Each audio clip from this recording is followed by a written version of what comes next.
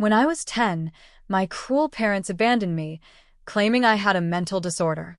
After 15 years, I inherited $10 million from my uncle. Suddenly, they found me and demanded money for my sister's treatment. I gave them a single box, and when they opened it, they were stunned. I was 10 years old when my life changed forever. At that age, I didn't fully understand why things were the way they were. I only knew that I wasn't like my twin sister, Sophia. She was everything my parents wanted: smart, confident, and always achieving something great. She got perfect scores in school, won competitions, and teachers adored her. My mother would always say, "You're amazing, Sophia. You're going to do great things in life." My father would laugh and agree, saying, "She'll never have to struggle like the rest of us." I was different. No matter how hard I tried, I couldn't focus in class. The sound of chairs scraping the floor, pencils clicking, and students whispering distracted me. My teachers got frustrated with me, and instead of helping, they ignored me. My parents did the same. If Sophia wanted a new book, she got it. If she wanted to go on a school trip, they made it happen. But me? I was left behind. My needs were always seen as unimportant. There was only one place where I felt safe: Uncle James and Aunt Sarah's house in Texas. Twice a year, during school breaks, I was allowed to visit them. Uncle James owned a small woodcraft factory, and he would let me sit in his workshop, watching him carve beautiful furniture and decorations out of wood. "This is an art, Evelyn," he would tell me. "It's about patience, attention, and passion." Aunt Sarah was just as kind, always making sure I had a warm meal and a comforting smile. Unlike my parents, they never made me feel like I was a burden. One day, just as spring break was about to begin, my parents sat me and Sophia down. "We have some big news," my father said, smiling. "We've sold our apartment." I didn't understand. "Where are we going to live?" I asked, feeling uneasy. My mother sighed as if my question was stupid. "Stop asking useless things. We've been planning this for a long time. Pack your things." I had no choice but to obey. I packed my school bag with a few things I had: some clothes, a couple of toys, and my sketchbook where I had drawn the beautiful wood carvings I saw in Uncle James's workshop. "I'm ready," I whispered. But something felt wrong. The house was already packed up. How had I not noticed before? The furniture was gone, the walls were empty, and only Sophia's things were neatly placed in separate boxes. We got into the car, but something was different. Sophia wasn't with us. "Where's Sophia?" I asked. My mother shot me a sharp look. "She's fine. She's already where she needs to be." I didn't understand, but I stayed quiet. I was used to not getting answers. The car ride felt endless. The farther we drove, the more anxious I became. I had hoped we were going somewhere special, that maybe this time my parents were taking me somewhere just for me. I imagined a new house, a place where they might finally notice me. But when the car stopped, my stomach dropped. We were in front of Uncle James and Aunt Sarah's house. I smiled, thinking it was a short visit before we went to our new home. "Yay! Uncle James and Aunt Sarah," I said excitedly, running to the door. But when I tried to open it, it was locked. Confused, I turned to my parents. "They're not home." My mother's voice was emotionless. "They're at work. But don't worry, they'll be back soon." She grabbed my small bag and tossed it onto the doorstep. I frowned.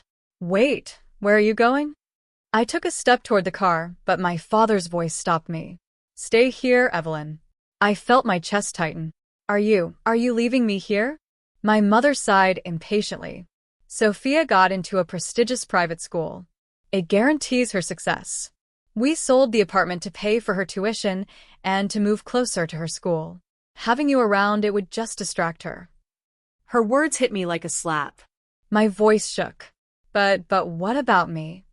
My father leaned out of the car window, smiling as if this was just another normal day.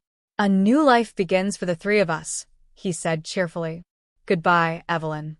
And just like that, they sped away. I stood there, frozen, watching the car disappear down the road. My heart pounded, my hands trembled. "Mom, Dad," I screamed, running after the car. Please don't leave me. But they were gone. The sun was setting, and I was alone. Completely alone. I don't know how long I stood there. My legs felt weak, and my mind raced, trying to make sense of what had just happened. Had they really abandoned me? Then, I heard footsteps. A familiar voice called my name. Evelyn? What are you doing out here? I turned to see Uncle James and Aunt Sarah standing in front of me. The concern on their faces made my emotions spill over. I burst into tears, unable to speak, unable to explain. Uncle James quickly took off his jacket and wrapped it around me. You're freezing, he said softly. He exchanged a look with Aunt Sarah, who bent down to wipe my tears. Come inside, sweetheart, she whispered. You're safe now. They led me inside, and as soon as I stepped into the warm, familiar house, I collapsed onto the couch, sobbing. My uncle and aunt didn't ask questions right away. They let me cry, let me feel the weight of what had just happened. After a while, Uncle James stood up and said, I need to call your parents. I listened as the conversation turned into an argument. Uncle James's voice was angry, something I had never heard before. How could you do this? He demanded. You abandoned your child like she was nothing. I couldn't hear what my father said on the other end, but whatever it was, it only made my uncle's fury grow. Then don't bother coming back. She's staying with us. With that, he slammed the phone down. He turned to me, his expression softer now. Evelyn, he said gently, you're home now. Aunt Sarah pulled me into a hug. You don't have to worry about anything anymore, she whispered. You're safe with us. For the first time that night, I let out a deep breath. My parents were gone, and I was abandoned. But in that moment, I wasn't alone. I still didn't know what the future held, but one thing was clear. My life had just started over. For the first few weeks after my parents abandoned me, I barely spoke. My mind kept replaying that moment. The car driving away, my mother's cold words, my father's cheerful farewell, as if he was just dropping me off at school instead of leaving me behind forever. I felt like a discarded piece of trash, something unwanted and unnecessary.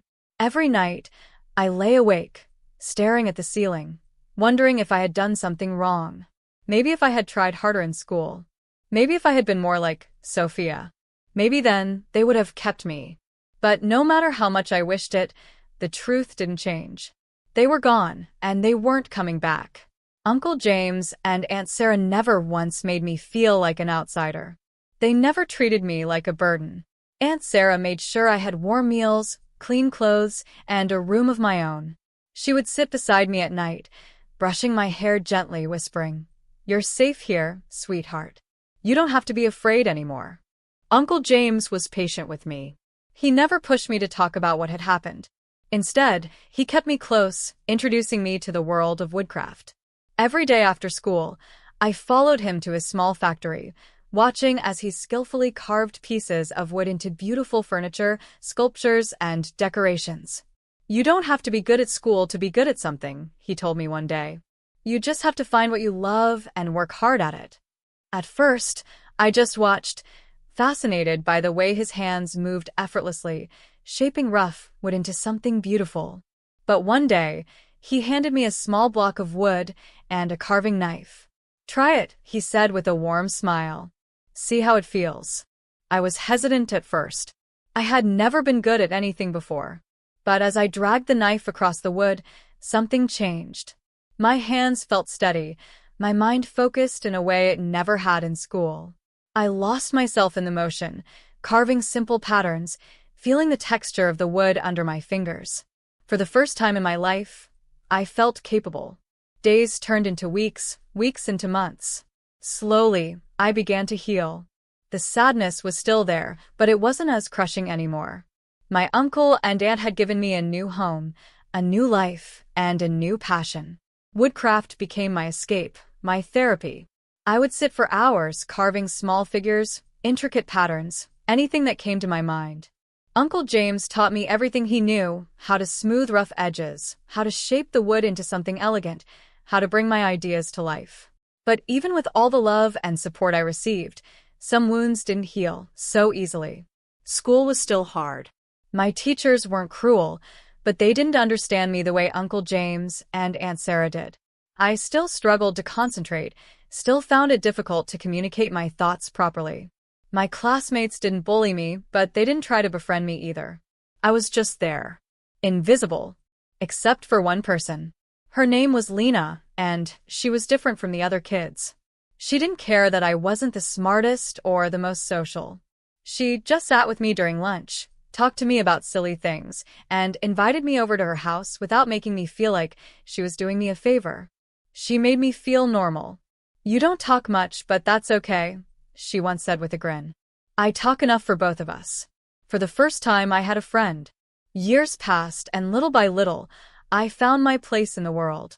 By the time I turned 18, I was no longer the scared, broken child my parents had abandoned. I had grown into someone new, someone stronger. Uncle James let me take on bigger projects at the factory, trusting me with more responsibilities. By then, I could carve furniture, decorative pieces, and even custom orders for clients. I had turned my passion into a skill, and for the first time, I felt valuable. Then one day, something unexpected happened. I was working late in the workshop when Aunt Sarah walked in, holding her phone with a strange look on her face. "Evelyn," she said carefully, "your parents called." My hands froze. A sharp, cold feeling ran through my chest. "What?" I whispered. She hesitated before continuing. They want to talk to you." I hadn't heard their voices in 15 years. I hadn't even thought about them in a long time. But now, just hearing that they had called sent my heart racing. I shook my head. "I don't want to talk to them." Aunt Sarah nodded, respecting my decision. "I told them that. But they're coming here." I felt like the air had been knocked out of my lungs. "They what?" "They're coming to Texas," she said, her voice tight. "Tomorrow." I couldn't breathe. I felt like I was 10 years old again, standing on that doorstep, watching them leave me behind. Why? Why now? I had built a life without them. I had learned to be happy without them. And now they were coming back. I didn't know what to think. I didn't know what to feel. But one thing was certain. Tomorrow, everything would change. I barely slept that night. My mind was a storm of memories I had tried so hard to bury. My parents had left me without hesitation, without looking back. They had treated me like I was nothing, like I was disposable. And now, after 15 years of silence, they were coming back? Why? What did they want from me? The next morning, I stayed in my room, staring at the ceiling, listening to the faint sounds of Aunt Sarah moving around in the kitchen. I kept hoping it was all a mistake, that they had changed their minds and wouldn't show up. But by the afternoon, my worst fear came true. I heard a car pull up outside. My stomach twisted painfully. Aunt Sarah knocked gently on my door. "Evelyn, they're here." I didn't want to go. I didn't want to see them. But a part of me needed to. Not because I missed them, but because I wanted answers. I wanted to know why now. I walked out slowly, my heart pounding so hard it hurt. When I stepped onto the porch, I saw them. My parents. They looked different. My father, once sharp and confident, now had a slouched posture, a tired, defeated look in his eyes. My mother, who used to pride herself on looking perfect, had deep wrinkles, her expensive clothes replaced with worn-out jeans and a faded sweater. But the most shocking thing was that they smiled when they saw me. "Evelyn," my father said cheerfully, stepping forward like we were long-lost family reuniting after years apart. "You've grown so much." I took a step back. My hands curled into fists. I didn't trust that smile. My mother's eyes scanned the house, her gaze lingering on the woodcraft workshop. "It's nice here," she said, nodding. "Much better than I expected." Aunt Sarah stepped beside me, arms crossed. "What do you want?" Her voice was sharp, protective. My father sighed dramatically, as if he were exhausted from carrying some great burden. "Evelyn, we need your help." There it was. The real reason they had come. "Help." My voice was cold. "You left me when I was 10. I haven't heard from you in 15 years. Now you need my help." My mother pursed her lips, as if she were annoyed by my attitude. "We made mistakes," she said in a forced, apologetic tone. "But we're still your parents." I felt something snap inside me. No, you're not. You gave up that title the day you drove away and never looked back. My father sighed, rubbing his temples as if I was the one being difficult. Look, Evelyn, we're in trouble. We lost everything. Our house, our jobs. And Sophia, well, she isn't doing so well either. My breath caught in my throat. Sophia. I hadn't thought about her in years. I remembered how perfect she was in my parents' eyes, how she had everything handed to her. What happened to her? As if reading my mind, my mother shook her head. She was doing great for a while. Got into the best college, had a high-paying job, but then she just failed. Failed? I frowned. She couldn't handle the pressure, my father muttered. She quit her job, shut herself in her apartment. Wouldn't even open the door for us. We had to leave her behind when things got bad for us. A bitter laugh escaped my lips. So, you abandoned her too? Neither of them answered. That was all I needed to know. And now you're here, I said, my voice steady. Because you need money. My mother gave me a fake smile. You've done well for yourself, haven't you? She glanced toward Uncle James's workshop. We heard you're running a successful business. Your father and I were thinking we could help. You know, become part of the family business. I felt sick. They weren't here because they cared. They weren't here because they regretted what they did. They were here because they wanted something from me. I shook my head. No. My father frowned. No. No, I took a step forward, my heart pounding. You left me when I was a child. You treated me like garbage. And now that you've lost everything, you want to use me? No. I don't owe you anything. My mother's smile disappeared. You're being ungrateful. That made my blood boil. Ungrateful. I took another step toward her. You left me to fend for myself at 10 years old. You treated me like I wasn't even a person. And now you expect me to just hand over my life to you. My father's face darkened. Evelyn, we're your family. Blood is blood. I clenched my jaw. No. Family is the people who love and support you. And that's not you. There was silence. Then Aunt Sarah did something that nearly made me laugh. She walked back into the house and returned with a bag of salt. My mother's eyes widened. What are you doing? Aunt Sarah smirked. Bad luck, she said simply, before throwing a handful of salt right at them. My parents flinched. What the? Uncle James joined in, tossing salt right at my father's face. You abandoned Evelyn once. You don't get to waltz back into her life like nothing happened. I grabbed the bag and, with one final, satisfying move, I dumped the rest of the salt onto them. My mother gasped in outrage.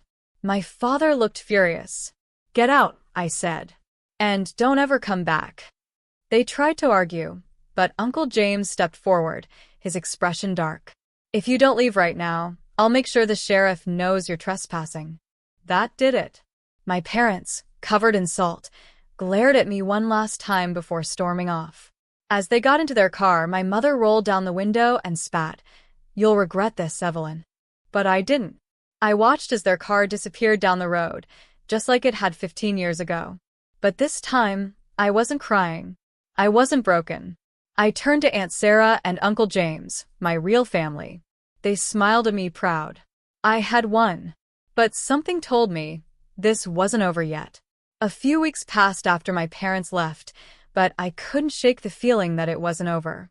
I wanted to believe they had given up, that they had finally accepted I was not going to be their lifeline. But deep down, I knew better. People like them didn't just walk away without trying to take what they thought they deserved. Then, one evening, just as the sun dipped below the horizon, a knock echoed through the house.